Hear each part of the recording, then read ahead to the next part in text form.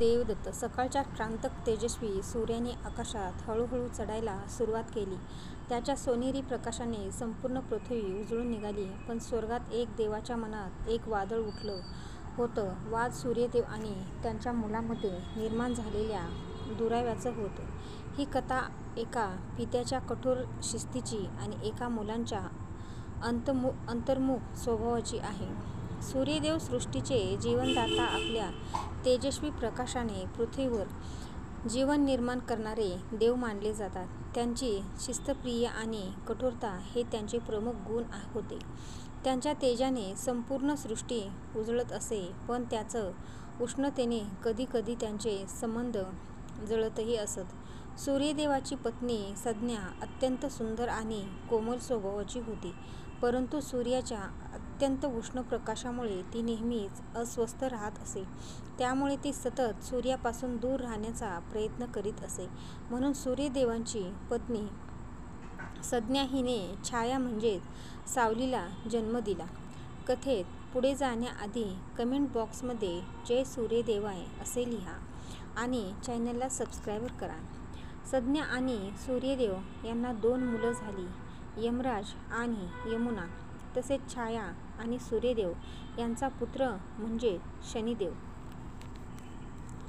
शनी हा अत्यंत सामर्थ्यशाली आणि तेजस्वी होता.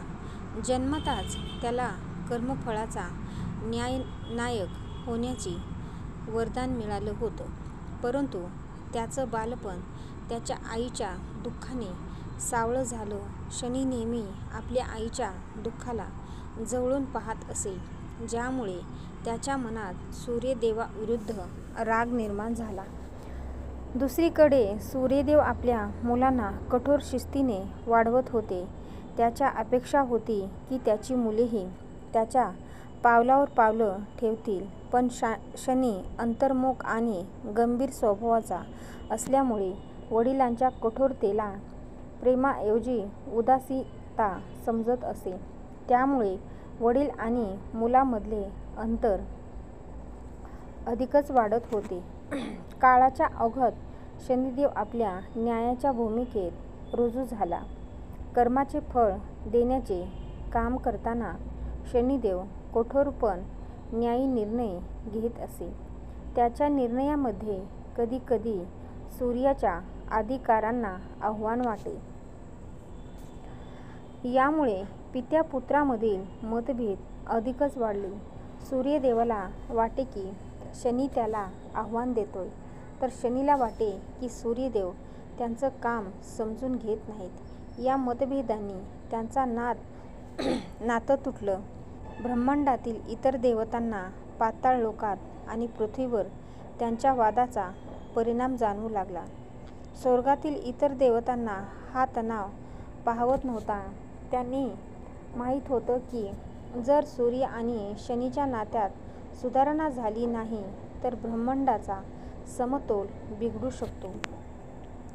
देवर्षी नारद, जे नेहमीचा देवतांमध्ये संवाद साधतात, त्यांनी या प्रश्नात हस्तक्षेप करण्याचा ठरवलं. नारद सूर्याकडे गेले आणि म्हणाले, हे तेजस्वी प्रभू, तुमचं तेज संपूर्ण सृष्टीला प्रकाश देतं, पण राग आणि तणावाच्या सावल्यामध्ये ते मंदावत आहे. शनी हा तुमच्या कर्माचा परावर्तक आहे. जर तुम्ही त्याला समजून घेण्याचा प्रयत्न केला नाही तर ब्रह्मांडाचा समतोल बिघडेल. सूर्यदेवाच्या अंतःकरणात नारदांच्या शब्दांनी जागृती निर्माण केली. त्यांनी ठरवलं की शनीच्या घरात जाऊन त्याच्याशी बोलायला हवं. मकर संक्रांती हा दिवस होता जेथे सूर्यदेव शनीच्या घरात म्हणजेच मकर राशीत प्रवेश करतात. सूर्यदेवाने अभिमान बाजूला ठेवून शनीच्या घरी जाण्याचा निर्णय घेतला. शनिदेवाला जेव्हा वडील येणार असल्याचं कळलं तेव्हा त्यांना आश्चर्य वाटलं, पण त्यांनी त्याचं स्वागत करण्याचं ठरवलं. जेव्हा सूर्यदेव शनीच्या घरी पोचले तेव्हा त्यांनी प्रथमच एकमेकांशी मोकळं बोलण्याचा प्रयत्न केला. सूर्यदेव म्हणाले, शनी, मी तुझ्यावर कठोर वागलो, पण त्याचा अर्थ असा नव्हता की मला तुझं प्रेम नाही.